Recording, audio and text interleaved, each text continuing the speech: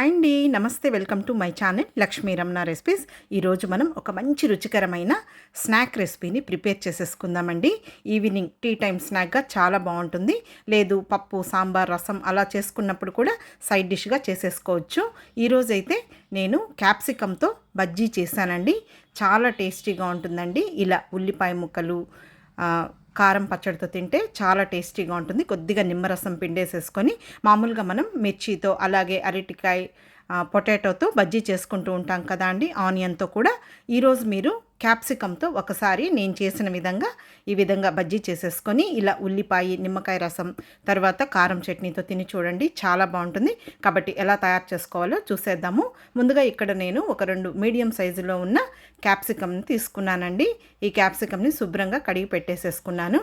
చూడండి, ఈ విధంగా నేను క్యాప్సికమ్ని ఇలా ముక్కలుగా కట్ చేసుకున్నానండి. మీరు కావాలంటే వీటిని కొద్దిగా చిన్న ముక్కలుగా కూడా కట్ చేసేసుకోవచ్చు. నేనైతే ఇలా పొడవుగా కట్ చేసి పెట్టేసుకున్నాను. ముందుగా ఒక మిక్సింగ్ బౌల్ తీసేసుకొని ఒక మీడియం సైజ్ కప్పు శనగపిండి తీసుకున్నానండి. ఇదైతే ఒక 1/2 kg శనగపిండి, అలాగే ఒక 2 టేబుల్ స్పూన్ల బియ్యం పిండి, ఒక 1/2 టీ స్పూన్ జీలకర్రని కొద్దిగా చేతితో క్రష్ చేసి వేసేసుకోవాలి.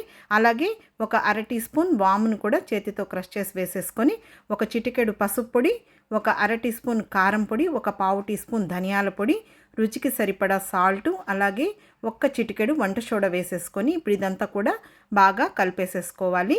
మనకు ఆ 2 క్యాప్సికంలకి ఈ క్వాంటిటీ శనగపిండి అయితే సరిపోతుందండి. ఇదంతా బాగా కలిపేసుకున్న తర్వాత మామూలు నార్మల్ వాటరే అండి కొద్ది కొద్దిగా వేసేసుకొని, మామూలుగా మనం మిర్చి బజ్జీ వాటికి మనం పిండిని ఎలా కలుపుకుంటామో ఆ విధంగా కలిపేసేసుకోవాలి. చూడండి, చూపించిన విధంగా మనం పిండిని కలుపుకోవాలి. మరీ గట్టిగా ఉన్నా కూడా అలాగని పలుచుగా ఉన్నా కూడా ఇవి సరిగా రావన్నమాట. ఇప్పుడు ముందుగా కట్ చేసి పెట్టుకున్న ఈ క్యాప్సికమ్ని ఇంకా ఈ పిండిలో వేసేసుకొని ఇంకా మనం ఈ విధంగా డిప్ చేసేసుకొని ఒక్కొక్కటే ఆయిల్ పెట్టేసుకొని ఫ్రై చేసేసుకోవడమే. చాలా ఈజీగా మనం క్విక్గా ప్రిపేర్ చేసేసుకోవచ్చండి.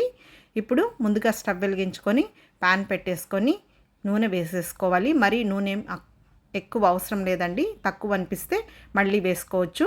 మనం ఒకసారి వేడి చేసిన నూనెని మళ్ళీ మనం ఎక్కువ రోజులు వాడం కదా.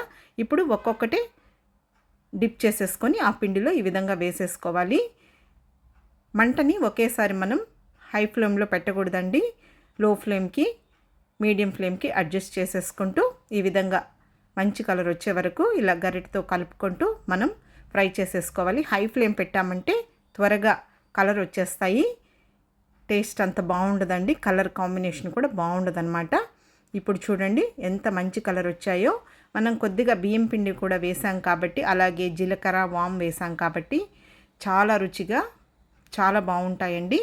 మామూలుగా మనం మిర్చి బజ్జీ, అరటికాయ, పొటాటో అలా చేస్తూ ఉంటాం కదా.